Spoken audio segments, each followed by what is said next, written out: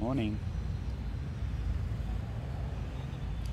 I'm sitting outside this morning, another new cafe.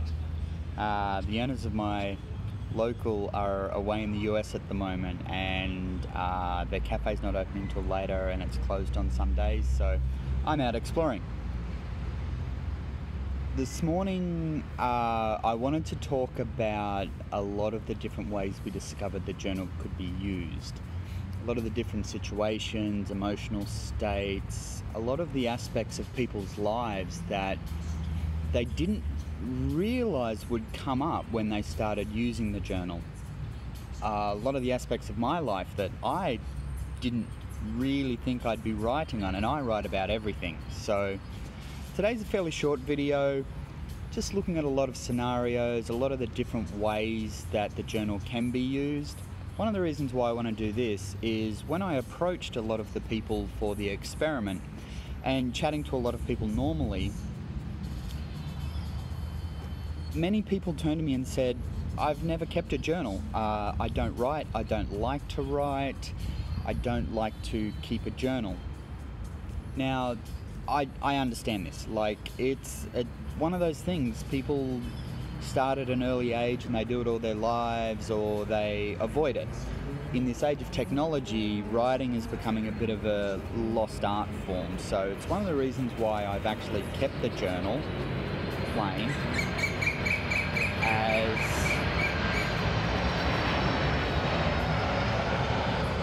wow, I didn't realize I'm right beside the airport. That's kind of cool. So one of the reasons why I kept the journal as a hard copy, at least for now, is because I want people to actually get into the habit of writing. Because it's a little uncommon, it takes practice, but it forces people to slow down, and in slowing down they can actually take more of a look at themselves. So when I approach people on the journal, well, first of all, I've used the journal for everything.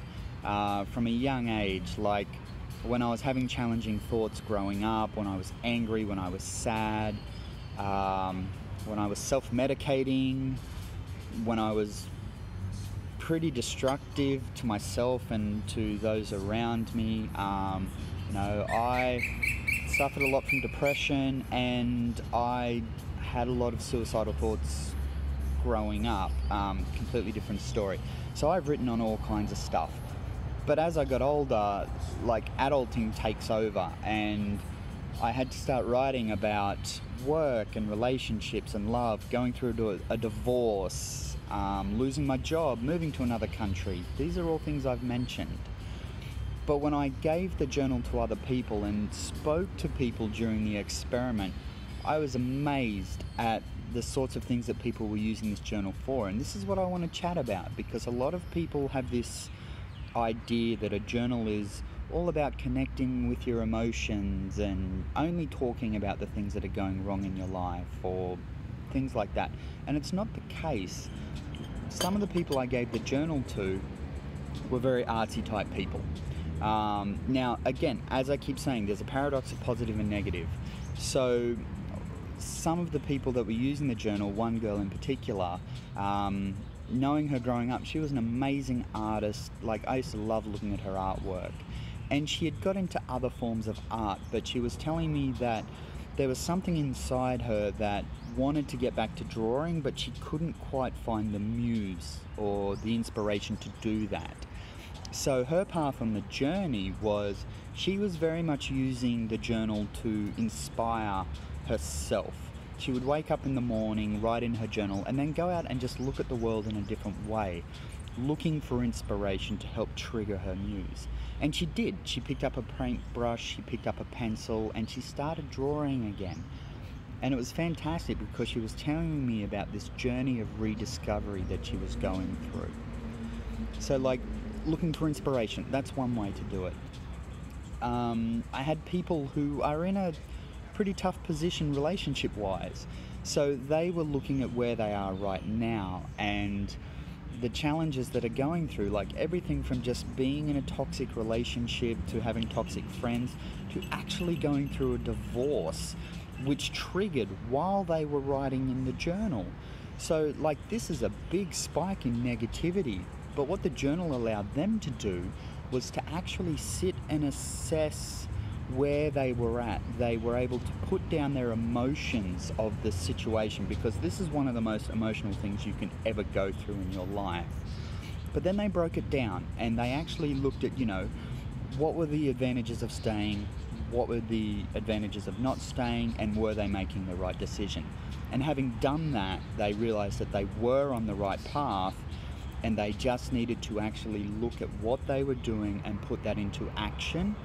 The action for them wasn't so much about the legal side of things, but it was just their actions for their own well-being, the triggers that were causing them to get down, and what they could do to help push through that. So that was an amazing thing to have someone go through that. And it's terrible, like, don't get me wrong, it's a horrible situation, but as I've been talking to that person, like, they are getting their head screwed on correctly. And even though they're going through this situation, they're actually in a much happier place at the moment. And they turned to me and said, the journal helped with this because it gave them clarity and perspective. I had guys that have used it for work. Now, work's interesting because you can use it for work in any number of ways. I had a number of people who had been contemplating starting businesses and had been holding off. And as they actually sat down and worked through the emotional side of, starting my own business, breaking it down into the logical perspective of, okay, what do I need to do?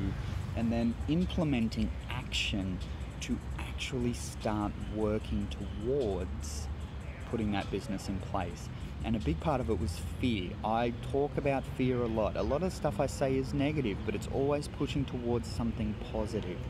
They realized that they'd been held back by fear. No matter what their friends and family were saying, no matter their talent, it was their own internal fear that was keeping them from taking that plunge, from taking that first step. For another person, it was they couldn't identify the first step. So both of these people did that. One went to it and went, you know what, fuck it, I'm gonna go for it. I'm good at this. I need to do something. I love doing this and I want to make something of it. The other person, having been bewildered, actually sat there and went, right, where do I go from here? What is my first step in making this happen? So the experiment was awesome because two of the testers actually started their own businesses. But it's not just for people starting businesses. I wanted to have people that work in corporate. I wanted to have people that work in social services, that work and coach other people. And all of these people found something different. A lot of the people in corporate were stressed, like they had a lot of shit going on in their head and they were so bewildered they didn't know where to go.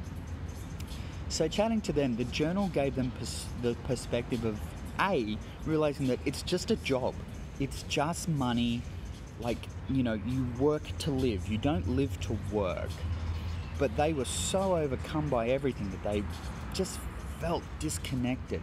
So they sat down and they used the journal and they worked out exactly what in work was stressing them out and the simple steps that they could take within themselves by acting within themselves, therefore affecting like the external around them. They can't control other people.